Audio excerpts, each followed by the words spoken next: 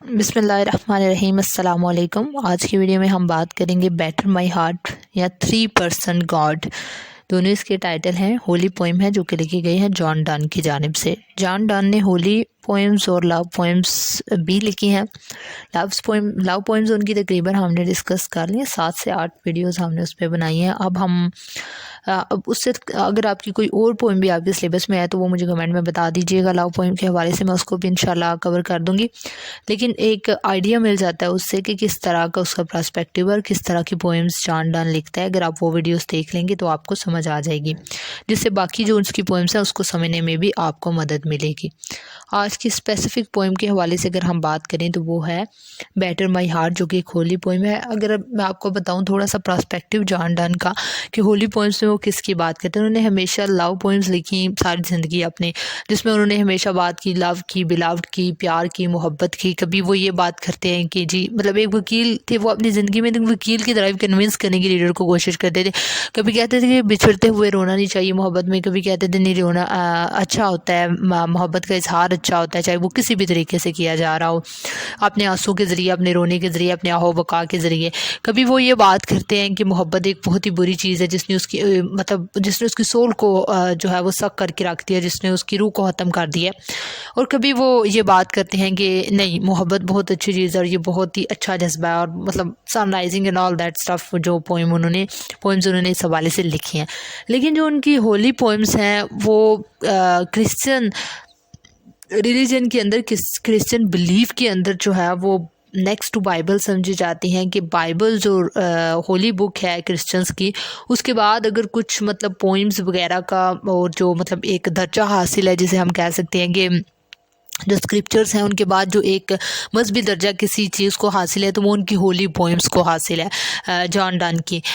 तो इस हवाले से हम देखेंगे कि क्या चीज़ है जो उन्होंने प्रेजेंट करने की कोशिश की है अपनी पोइम बेटर माई हार्ट। और बाकी इंशाल्लाह उसके बाद भी हम उनकी होली पोइम्स को डिस्कस करेंगे बाकी को भी। शुरू करते हैं इसकी टेक्स्ट से। Better my heart 3% God for you. कहते हैं कि मेरे जो दिल है, मेरी जो रूह है, उसको मतलब बेहतर कर दें, उसके अंदर एक जो है वो अपनाइयत और एक मोहब्बत और एक उनसियत भर दें। 3% गॉड जो है वो हमें पता है कि क्रिश्चियंस जो हैं वो ट्रिनिटी पे बिलीव रखते हैं, 3% गॉड पे बिलीव रखते हैं। तो वो उस चीज़ को उसने रेफ़र करने की कोशिश की है कि यानी कि the father, the God and the Holi ghost, ये जो तीन है क्रिश्चियन बिलीव्स, उसको उस मतलब क्रिश्चियन बिलीव के हवाले से जो 3 गॉड्स हैं उसको उसने जो है वो रेफ़र किया। और वो बोला है कि उसकी मतलब ये दुआया कलिमात वो कह रहा है और गॉड से प्रे करने की कोशिश कर रहा है कि उसकी जो रूह है या उसका जो दिल है उसको बेहतर कर दें और उसको जो है वो एक मजहबी साइड पे ले जाएं। As yet but knock breathe shine and seek to mend that I may rise and stand o overthrow me and bend your force to break, blow, burn and make me new। कहते हैं कि आम तरीका तो ये होता है किसी को भी मोड़ने का, किसी को भी बदलने का, किसी का भी चेंज का, किसी भी वे ऑफ लाइफ की जो है वो उसको डिफरेंट सतह पे ले जाने का, कि हम उसको मेंड कर देते हैं, हम उसको जो है वो ब्रेक कर देते हैं मतलब। और फिर वो कहता है कि आहिस्ता आहिस्ता जो है वो ग्रेजुअली चीज़ें बदलती है। कहते हैं लेकिन गॉड मतलब मैं इतना, अब मेरे पास ना तो इतना टाइम रहा है कि मतलब मैं बहुत ही ग्रेजुअली चीज़ों को देखूं और बदलूं, और ना ही मेरे पास जो है वो मेरा दिल बहुत सख्त हो गया, मेरा दिल जो है वो बहुत जो है वो इसके अंदर मुर्दा हो चुका है जैसे हम कह सकते हैं।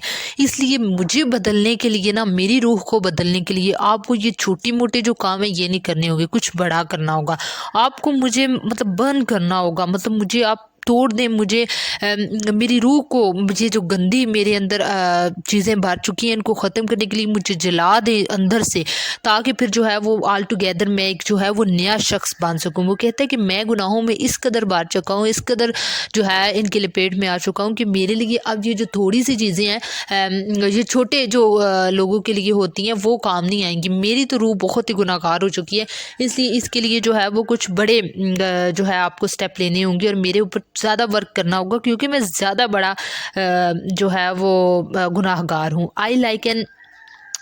आई like an usurped town to another due labour to admit you but oh to no end, यानी कि अनस्ट्रेप डाउन का मतलब होता है कि नाजायज़ कब्ज़ा। वो कहते हैं कि मेरी जो रूह है, मेरा जो असल है वो तो गॉड थे। मतलब अगर हम मतलब क्रिश्चियन वे में उसने ये सारी चीज़ें लिखी हैं, लेकिन अगर हम इस्लाम की बात करें तो मतलब आप सल्लल्लाहु अलैहि वसल्लम का फरमान है कि अल्लाह ताला ने हर जो बच्चा है, हर जो एक नया पैदा होने वाला बच्चा है, उसकी जो फितरत है वो इस्लाम पे है, उसकी जो फितरत है वो मुसलमान है, यानी कि और फिर वो बाद में उसके वालदैन होते हैं या उसका माशरा होता है वो जो उसको यहूदी नसरानी या बाकी रिलीजन्स को पेश करने वाला बना देते हैं। तो वो भी यही कहना चाह रहा है।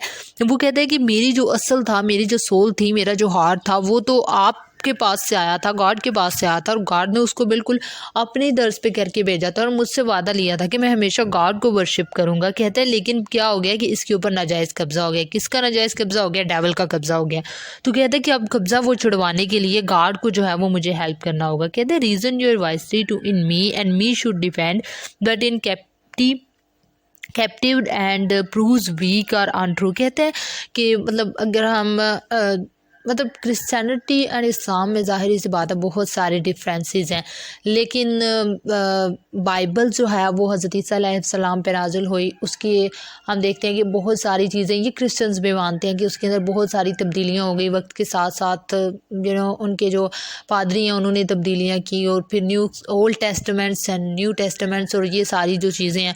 तो वो कहते हैं लेकिन फिर भी बहुत सारी ऐसी चीज़ें भी मौजूद हैं जिसको हम अगर कुरान पाक की तफसीर पढ़ें तो उसके अंदर भी उलमा जो है वो रेफ़र करते हैं कि अभी भी बाइबल के अंदर से वो तमाम चीज़ें वो जो हैं वो मतलब अपनी तरफ मोल्ड करने के लिए उन्होंने बहुत सारी तब्दीलियाँ की हैं पादरियों ने, लेकिन फिर भी ऐसी चीज़ें मौजूद हैं जिससे हमें पता चलता है कि मतलब गॉड की ये बुक थी और वो सारी चीज़ें हम रेफरेंस के तौर पर इस्तेमाल करते हैं।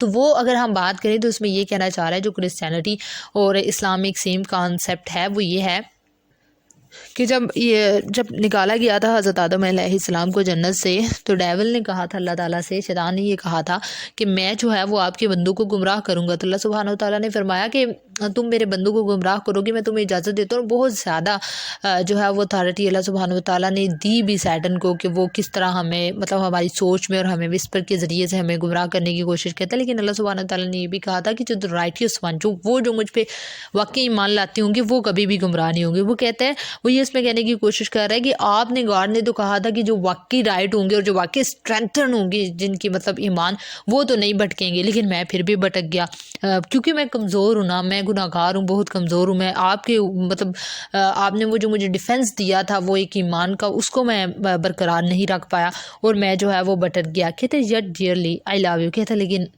ओ गॉड मैं आपसे बहुत मोहब्बत करता हूँ। And would be loved fain but am betrothed unto your enemy. कहते कि मैं आपसे ऐसे मोहब्बत करता हूँ जैसे कि एक मतलब औरत जो है ना वो उस चीज़ से मोहब्बत करती है जो उसे चाहिए होती है। वो औरत का जानी जाती है अपने जज्बाती बन की वजह से, वो जब किसी चीज़ से या किसी शख्स से मोहब्बत करती है तो वो शदीद मोहब्बत करती है और फिर वो चाहती है कि जिससे वो मोहब्बत कर रही है वो भी उसको मोहब्बत करे अगर वो कोई इंसान है। तो वो कहते हैं कि मैं आपसे ऐसी मोहब्बत करता हूँ जैसे बिल्कुल एक लड़की की तरह जो है वो मोहब्बत करता है।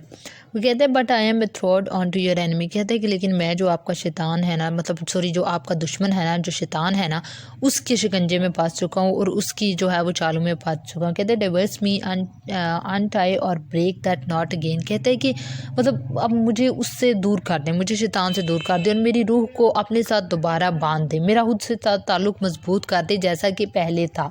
Take me to you and imprison me for I except you enthrall me never shall be free. कहते हैं कि मुझे अपने पास ले जाएं। हाँ जी, मुझे अपने पास ले जाएं और मुझे जो है वो अपने मतलब अपनी कैद में ले जाएं और मैं नहीं रहना चाहता इस शैतान के शिकंजे में मज़ीद। Never shall be free nor ever chaste except you ravish me. कहते हैं कि मैं कभी भी फिर उस शिकंजे से आज़ाद नहीं होना चाहता जो कि आपका हो, मतलब मैं आपके पास चला जाऊं और फिर कभी भी जो है वो वो जो आप मेरे लिए जगह रखेंगे और वो जो आपके दिल में मेरे लिए जगह होगी और मतलब मैं आपसे प्यार करता हूँ, आप मुझसे प्यार करेंगे और वो जो हमारा ताल्लुक़ होगा वो कभी नहीं टूटने पाएगा। तो मैं उसी जो है वो वे ऑफ लाइफ में ज़िंदा रहना चाहता हूँ। इस गुनाहों की दुनिया से मुझे निकालें और मुझे एक ऐसी ज़िंदगी दे दें जो कि बेहतरीन हो, जिसमें आपका नाम हो, आपके साथ मेरा ताल्लुक़ हो और आपके साथ ही मतलब मैं आपके लिए जीऊँ आपके लिए मरूँ। ऐसी ज़िंदगी जो है वो अब मैं बसर करना चाहता हूँ। तो ये थी बेटर माई हार्ट और 3% गॉड, जिसके अंदर जो है वो जॉन डन में एक किस्म की प्रे किया है गॉड से और बोला है कि उसकी ज़िंदगी को गुनाहों की दुनिया से निकाल के एक ऐसी दुनिया में ले जाएं जिसमें वाकई गॉड को जिस तरह वर्शिप करने का हक़ है वो अपना हक़ पूरा करे और बेहतर ज़िंदगी गुजार सके, ताकि आखिरत में जो है वो उसका बेहतर अजर पा सके। तो आई होप कि आपको समझ आ गई होगी कि क्या कॉन्सेप्ट पेश करने की कोशिश की है जॉन डन ने। Thank you so much for watching the video, and if you like the video, don't forget to subscribe the channel. Thank you so much.